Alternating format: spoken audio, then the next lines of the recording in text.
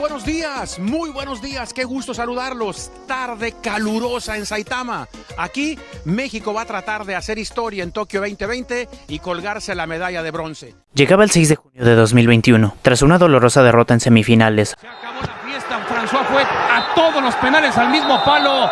México jugará por el bronce. La selección mexicana llegaba a disputar el partido por la medalla de bronce. El rival, Japón.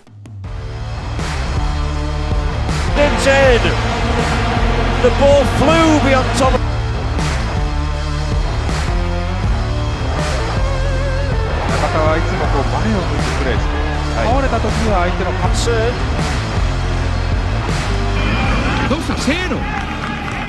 Los nipones venían con la misión de ganar una presea, siendo ellos los anfitriones de estos Juegos Olímpicos tan atípicos, sobre todo contando con jugadores como el experimentado Maya Yoshida, el eterno lateral derecho del Marsella Hiroki Sakai, los jóvenes Takehiro Tomiyasu, Ritsu Doan del PSV y su mayor promesa, Takefusa Kubo, quienes estaban listos para comandar esta selección que quería darle una alegría a su afición en casa, lo cual dejaba a los mexicanos frente a un escenario inmejorable para tomar revancha de una derrota en un escenario muy similar a como ocurrió en el pasado. Era el año de 1968. México vivía uno de los momentos más tensos de su historia, y mientras por un lado comenzaban las Olimpiadas dando pie a una de las fiestas más grandes del deporte, por el otro, días antes del inicio de estas se derramaba la sangre de miles de inocentes en la Plaza de las Tres Culturas en Tlatelolco. La selección mexicana, por su parte, venía de unas actuaciones decentes en la anterior Copa del Mundo, y aprovechando que eran locales, los comandados por el legendario Nacho Treyes venían con toda la intención de darle una alegría a su país, y por fin conseguir un logro a nivel selección para México.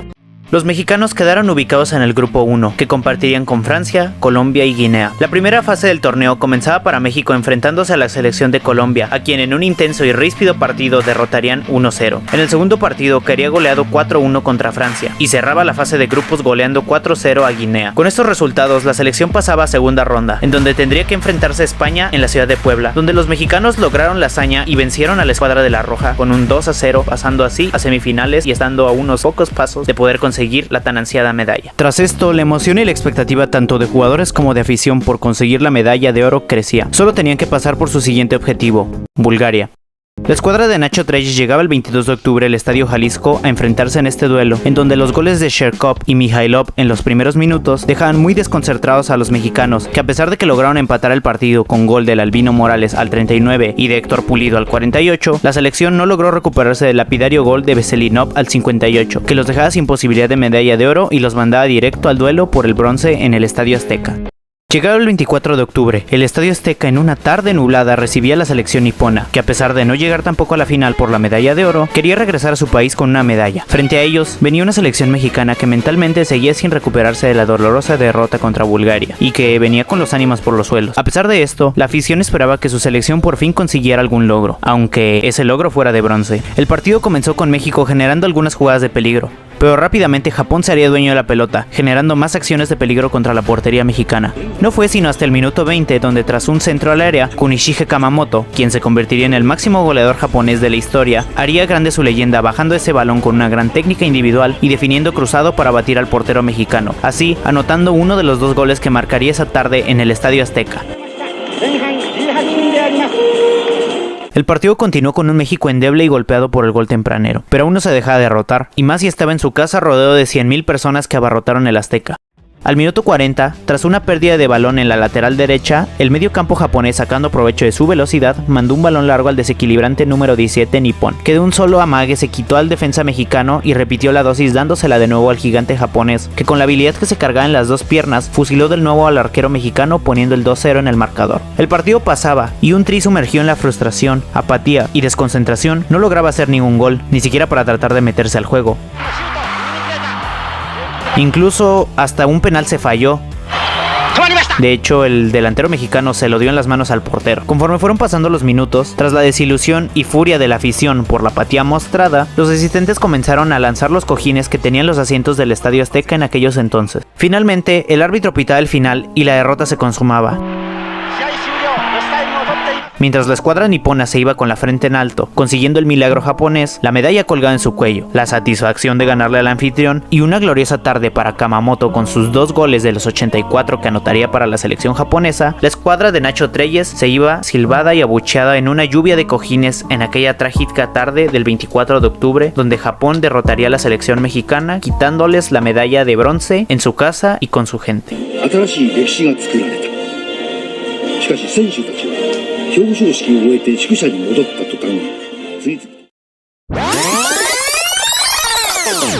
53 años después, el escenario era al revés. Japón era el anfitrión de los Juegos Olímpicos en Tokio, y México, como si la historia se volviera a repetir, llegaba con una selección que ilusionaba y que se tenían expectativas de conseguir la medalla de oro. Alexis Vega, Sebastián Córdoba, Diego Lainez, Johan Vázquez, César Montes y demás jugadores comandaban esta selección, al lado de los refuerzos de Luis Romo, Memo Ochoa y Henry Martin. Tras una fase de grupos donde golearon 4-1 a Francia, Córdoba que busca, Córdoba que viene, Córdoba con el segundo. Contra un franco-mexicano. Se va preparando al área, puede ser, se va preparando con la zurda, llega mexicano. Mira cómo entró, va. perdieron precisamente contra el anfitrión 2-1. Vital, llega el disparo, gol. Descontar México, llega directo. Y cerraron con una goleada a Sudáfrica para pasar segundos en el grupo. Ángulo, la pelota salió peinada, está el segundo robo. Tazo, Henry la pelea, Henry toca y busca. Y aquí está la revancha para Henry, llega el tercero. La escuadra dirigida por el Jimmy Lozano se enfrentó en los cuartos de final contra Corea del Sur, a quien golearon 6-1 con una gran actuación de Sebastián Córdoba y en realidad...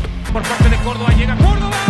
Pagando, ahí llega entonces Manchón penal, le digo el rebote. Parando Loroña entonces, aquí está el quinto, veremos entonces el disparo. Entra al área, hace doble recorte, metió el centro, atención con Aguirre, venga, vuelto.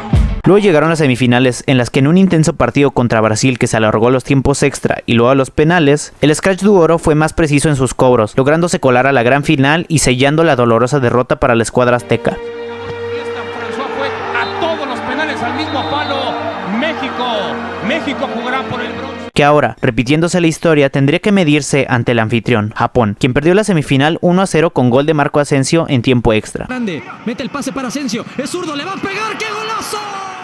Ahora, como si fuera obra del destino, le tocaría enfrentarse contra los nipones por la medalla de bronce en su casa. El estadio Saitama en una tarde calurosa recibía a la selección azteca, que a pesar de no llegar a la final por la medalla de oro, quería regresar a su país con una medalla colgada. Frente a ellos, venía una selección a la que le querían tomar revancha, aunque más que por el antecedente narrado, era por la derrota sufrida en fase de grupos, misma que terminaría condicionando el destino de la selección azteca en este certamen. El partido comenzaba muy intenso, digno del estilo de juego de los japoneses que presionaban alto a los mexicanos. Además, el conjunto nipón trataba de sacar provecho de su velocidad en cada espacio libre o contragolpe para atacar a la saga mexicana. El partido continuó así hasta que en el minuto 10, Alexis Vega en un buen desborde donde se quitó a 2 hombres, logró meterse al área, donde consiguió el penal luego de la falta de Wataru Endo, mismo que metería a Sebastián Córdoba al minuto 12. Los japoneses trataron de meterse al partido, e incluso el mismo Endo, que fue el que cometió el penal, casi consiguió un gol, pero terminó arrollando a Memo Ochoa. Luego el minuto 20, tras un cobro de tiro libre, Sebastián Córdoba le puso la bota en la cabeza a Johan Vázquez, quien de palomita mandaba el balón al fondo de la red para conseguir el segundo gol y poner el marcador 2-0. Los nipones siguieron atacando valiéndose de sus figuras como Doan o Kubo, además de tratar de aprovechar las subidas de sus laterales, pero la defensa mexicana con Vázquez y Montes estaba bien plantada atrás. Al minuto 54, en una jugada dividida que luego terminó en tiro de esquina, Diego Lainez salía lesionado por un esguince de tobillo, entrando Uriel Antuna en su lugar. Tras los minutos en los que se tendió a Lainez, al 57, Córdoba cobraba el tiro de esquina, en donde un Alexis Vega encarrerado remató de cabeza ese balón para poner el 3-0 que enterraba casi toda esperanza de Japón de poder remontar el partido. En el remate severo contra el palo de la derecha por parte de Vega.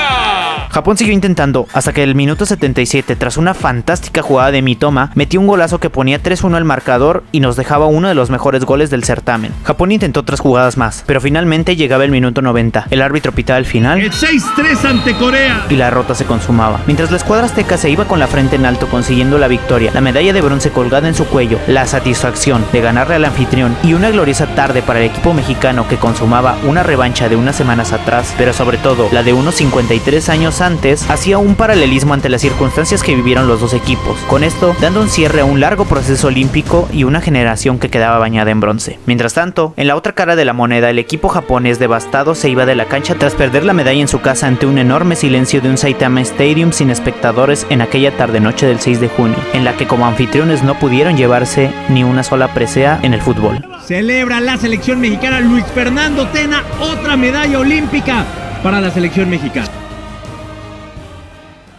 Y bueno, gente, hasta aquí el video de hoy. Espero que les haya gustado. Con esto prácticamente cerramos esta historia, pero no del todo, ya que detrás de esto se oculta una cierta historia no contada, pero que pues por motivos de tiempo ya no quise poner en este video. Así que pues si les gustó, tal vez en cierto tiempo estaremos volviendo a poner esa historia o contándola a ver qué les parece, pero ya será en otra ocasión. En fin, si les gustó el video, denle like, suscríbanse, compartan y pues nada, nos estaremos viendo en otra ocasión para otro acontecimiento más de todo este deporte. Nos vemos hasta la próxima. Bye.